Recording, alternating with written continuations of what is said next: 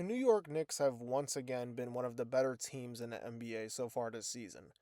They're 42 and 25, good enough for third in the Eastern Conference, and I guess you can consider them one of the legitimate title contenders this season. But they have a lot of similarities to last season, with majority of the core being in place once again.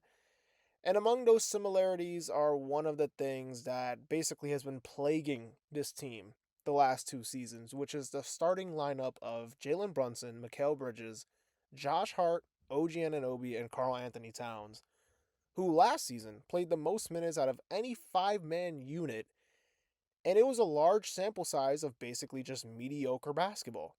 And in the playoffs, they were horrible. And Tom Thibodeau caught a ton of flack by the fans for playing this lineup for that long. And he got fired, and everything we thought was going to change. And you know what? So far under Mike Brown, certain things have changed.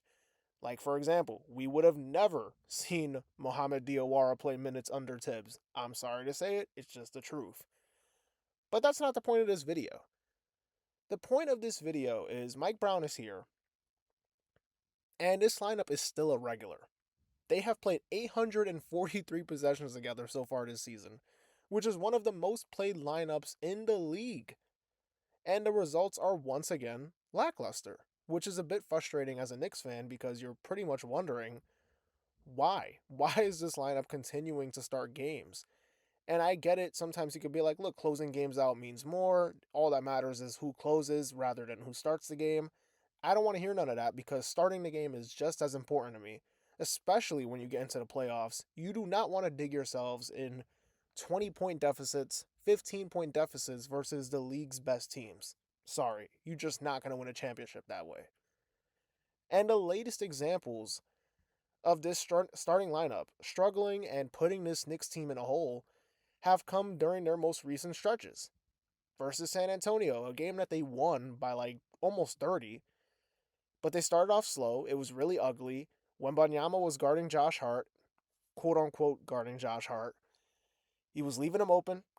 Hart was hesitant to shoot because you could tell he wasn't feeling it from beyond the arc after like one or two shots. So he was hesitant.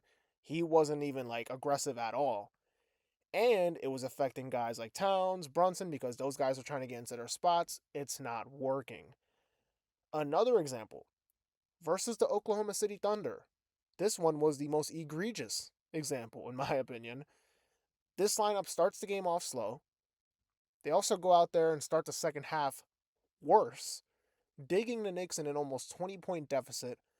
Josh Hart leaves the game with a back injury. Landry Shamet checks in, a floor spacer, a three-point shooter, and the Knicks score 40 points in a quarter versus the number one defense in the NBA. Mind you, they scored 40 points in the first half versus the same Thunder team. Mike Brown would then start this lineup in the fourth quarter, lose momentum and a lead immediately, and basically they'd be clawing their way back trying to win the game, and they would lose by 3. And that's not the point of this video. We're not here to just review all the games because that would take probably an hour plus with how many minutes this lineup is played. But I just want to talk about the reason why this lineup sucks. The talent in this lineup is good. It should be one of the best lineups in the NBA, if you want to be real. But strategically, it's horrific. Basically, for majority of this season, Josh Hart has been a really good three-point shooter, which is an anomaly, considering this man's track record for his career is basically a below-average three-point shooter, and even then, when he was shooting the ball well, defenses did not care about him shooting the ball. They basically would throw their big on him to roam around on defense and shrink the floor on Brunson and Towns, making their lives way harder than it has to be. And now, it's even worse because his three-point percentage is starting to come back down to earth a little bit. You can tell he's starting to regress as a shooter, and it's even more apparent because when he loses confidence and he doesn't want to be aggressive as a shooting threat and take those open shots more frequently, the Knicks offense gets in shambles. And mind you, this is a top 3 offensive team in the league. And they are willingly just giving away or making offensive possessions way harder than they have to start games. And it just makes no sense to me. So obviously there's 2 ways to look at this if you're New York. You could either lean into shooting and spacing and start a Landry Shamet who's had a really good year And I know the net rating with Shamit with the starters hasn't been great, but let's throw that out the table for a minute and let's just go off basketball principles. Why would starting Shamit hurt this lineup, in my opinion? I mean, yeah, do they lose some physicality or do they lose the rebounding that Hart gives them? Yeah, sure. But Shamit's a spacer. He shoots the ball. He's going to shoot it at a pretty good clip. He is going to make life easier on the offensive end for Brunson, for Towns, etc. When Deuce McBride was healthy, that was when they really should have leaned into it because Deuce McBride was red hot from three. And now he's not healthy, but when he was, it was definitely one of your better options. Second option, though, is you could go with rim protection and offensive rebounding, which would be Mitchell Robinson at the 5 and Cat at the 4. That's fine. You still get your rebounding that you would have got from Hart, but you get it with Mitchell Robinson. You get size and you get rim protection, like I said, because Towns isn't really providing that. Even though he has been a decent defender this season, rim protection is the one thing that's like suspect for him. But continuing to start this lineup, with all the data that says dating back from last season, basically from January 2025, because that's when it really started to become like a problem. From January of 2025 all the way to now being in March of 2026, that they are an average at best lineup and continuing to trot it out there every game is organizational malpractice.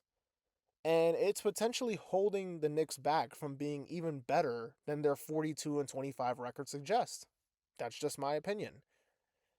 Now, from a realistic perspective, I'm going to be real. I think nothing will change. I think they're going to continue to start that lineup, which sucks. To be quite frank with you, it sucks. But I think there's hope that Mike Brown, with him being a little more flexible with his rotations come playoff time, will maybe try to limit the amount of time that they spend on the floor together to prevent these like slow starts in big games like they did last season in the playoffs on multiple occasions where you're down 10 plus to Detroit every game or you're down by 20 to Boston in like the first 3 games of the series. You can't have that happen again. You're not going to survive playing that way. And I actually think this Knicks team, even though the core is a lot similar to last year and a lot of the roster is similar, I think they're better and more well equipped to go into a playoff run this season. But they just got to limit the time that this lineup spends on the floor because it could potentially ruin the whole season for this team. And it's something so simple that they could fix, but I just don't think they're going to fix it. And hopefully I'm wrong. Hopefully, like I said, they're more flexible with the rotations come playoff time. And if they need to pivot off the starting lineup and they do that, that's even better. But we'll see what happens because they've actually been playing some pretty good basketball ever since like the horrible January slump that they had. And it's going to be interesting to see what happens with Tatum being back in the picture now and Detroit being the 1 seed. What happens with the Eastern Conference playoff picture, especially with these like play-in teams that are like red hot. Who knows what happens there? The Knicks are going to be in for a tough run, and they're going to need to make sure that everything is on their A game to try to make it out of the Eastern Conference for the first time since 1999. Anyways, that's going to do it. Don't forget to like, comment, and subscribe. This has been a checkup, and I'll see y'all in the next video. Peace.